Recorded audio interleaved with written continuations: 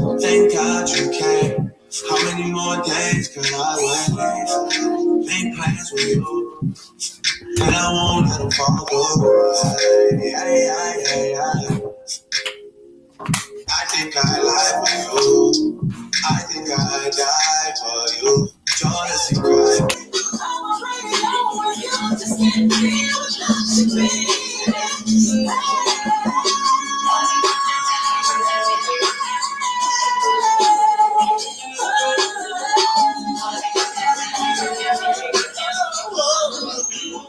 Hi, this is Tracy Braxton, and you're watching the Bobby Hi, I'm Laura with the BobbyPin.com. Hi. And my question is, Crash and Burn for debut album is a very interesting name. And I would assume that you're trying to make a statement. I'm on FaceTime with Randy Walters, the guy they was asking about his wife. And I asked Randy Walters if this is when the jury ruled in favor of Afro Man, y'all. This is this lawsuit. I'm taking this from WCHS TV. This went viral. This man is such a genius. This man is so intelligent. Lemon pound cake. All right, y'all. Let's get into it. Afro Man. Their reputations and subjected them to death threats. But now my family has to be harmed because of straight up 100% lies. And when they call you a son of a bitch, that would be an opinion? I'd say that would be an opinion. Because there's no way we can prove whether you're a son of a bitch. She's been dead for years. If they hadn't have wrongly raided my house, there would be no lawsuit. I would not know their names. They wouldn't be on my body. They wouldn't be on my home surveillance system. And there would be no songs, nothing. My money would still be intact, nothing. So all of this is their fault.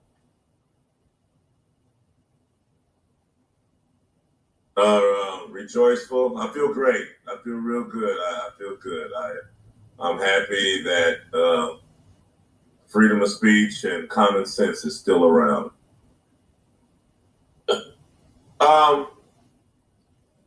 My ex-wife put me on a FaceTime with Randy Walters, the guy they was asking about his wife.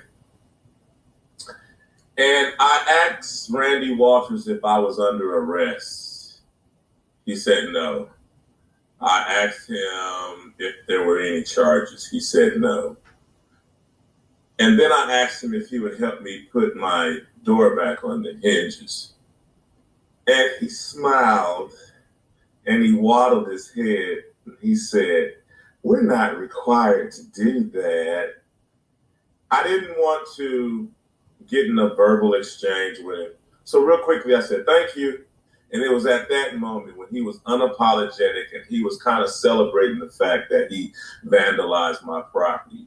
That's when I went into thought. I didn't know what I wanted to do, but I knew I wanted to do something. Randy Walters, the guy, that you had, I think they was asking about his wife. He came up to me after the trial and he apologized and he told me he was a Christian and everything. And I told him, I told him he wasn't a Christian when he kicked down the door. He wasn't a Christian when I asked him to help me put it back up on the hinges. And I told him he wasn't a Christian when he was flipping off my surveillance cameras. And I told him that I forgave him. I told him I didn't want him to burn in hell. I didn't want nobody to beat him up. I told him I didn't want nobody to shoot him. I told him I didn't have nothing against him. But I told him I was still going to sing the songs I wrote about him. And I kind of thought about like when a guy kills somebody, he can go apologize to the family and he can really mean it, but he still has to go do his time, if you understand what I'm saying. So in my mind, like I had to spend my money to repair my house. So after he tried to get me for $4 million, flip me off, unapologetic about my door, I'm still willing to work with him, but I'm singing these songs. I'm promoting them. I'm, you know, he has to pay for, you know, being unapologetic and being impolite when he was wrong.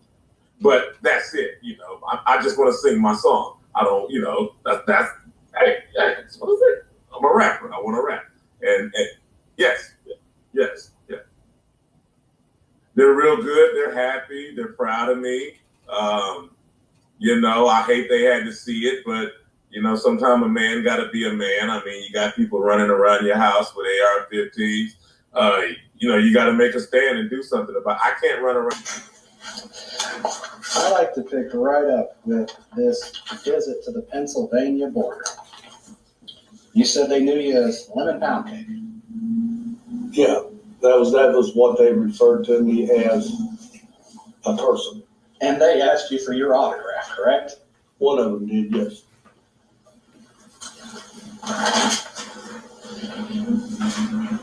And so,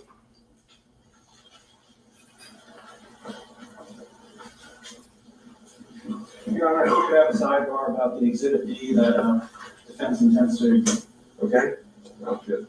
I'll ask a couple of questions. So, Mr. Cooley, Sean, you were called Officer Pound Cake by Mr. Foreman? Multiple times. You were received hundreds of pound cakes of work from different people. Okay. And the context of that name comes from a music video that Mr. Foreman created, correct? I don't know where he got it at, but you'd have to ask him that question.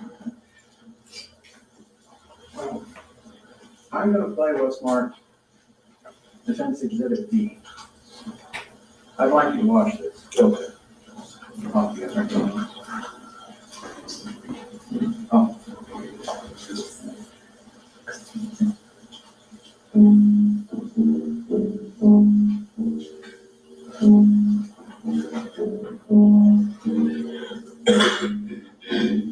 The Adams County Sheriff kicked down my door, and I heard the glass break. They found no kidnapping victims, just a living pound. Okay, you guys, I don't want to do copyright infringement, so I turned the music down. But anyway, the Lemon Pound Cake is a genius. Wow. Watch him, y'all.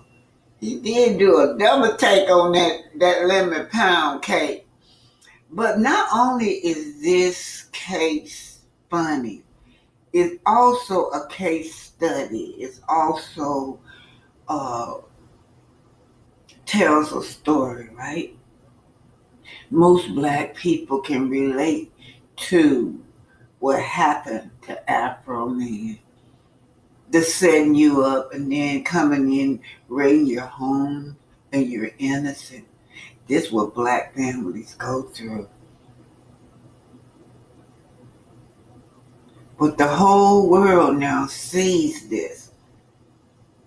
And the way he put it, and the way he introduced this to the world is genius.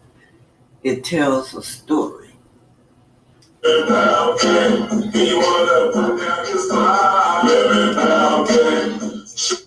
So, Lemon Pound Cake. Let me see if I can speed it up, you guys. Let's see. Speed it up a little bit. Okay, right here. So you've seen Exhibit D, right? Mm-hmm. You would admit that you with the glasses walking by the Lemon Pound Cake on the counter? Yes. And that is security footage from the search of Mr. Foreman's residence? I assume, yes. But there's no question that you during the search? Yes. There is question? No, that was me, yes. Absolutely. So during the search, Mr. Newman asked you to watch the money. Correct. And you watched that money until he came back and got it. Absolutely. I'm going to play what's going to be Defense Exhibit E. If you like, sidebar.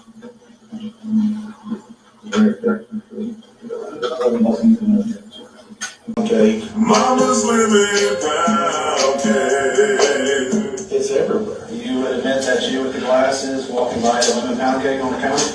Yes. It made the sheriff want to put down his gun and cut him a slice. A lemon pound cake. I don't think. Oh, this is so hilarious. This is the most hilarious case I have ever sat down and seen. But Tia Marie says, let the record show the witness has been called. Officer of pound cake by the public. Jason said, I received hundreds of pound cakes at work, laughing my butt off. Y'all know that blowed me. He said, I received hundreds of pounds of pound cakes at work, y'all. You can't make this up. You can. God. Stevie say, these cops deserve every bit of disrespect and abuse they receive. That's right. They deserve it. But you know what? Officer Pound Cake, that is genius.